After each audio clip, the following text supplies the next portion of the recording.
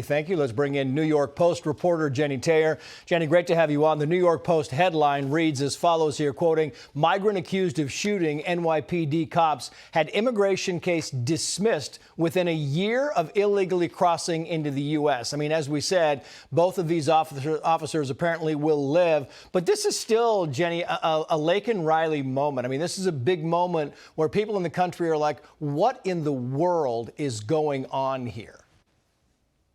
Exactly. Time and time again, we're telling these stories, and it continues to expose the cracks in the system. And these cracks are that federal authorities not only are letting people go who cross the border illegally, they also are letting people just go through the system. And in this case, this individual who allegedly shot two NYPD officers, thank God they're still alive, but was able to get a gun, come into this country illegally as well.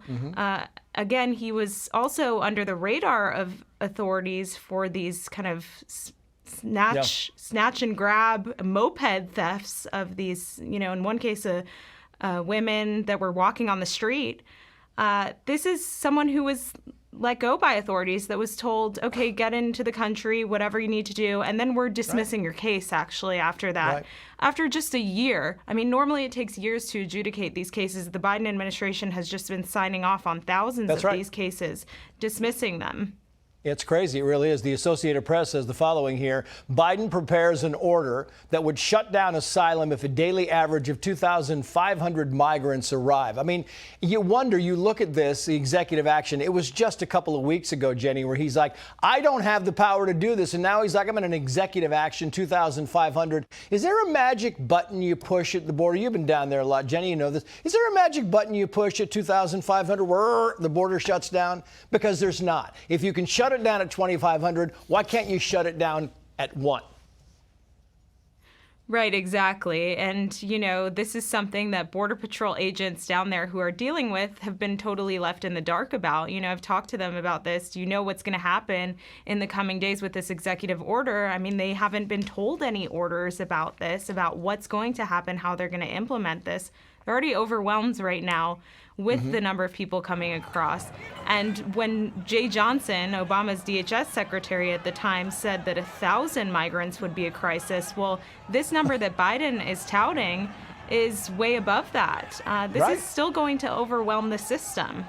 Yeah, it really is. Known gotaways, I want to put this up on the screen because it's a big number. This is since Biden took office, 1.85 million known gotaways, Jennie. I mean, they could fill every stadium in the NFL, 1.85 million, and we have no idea who they are.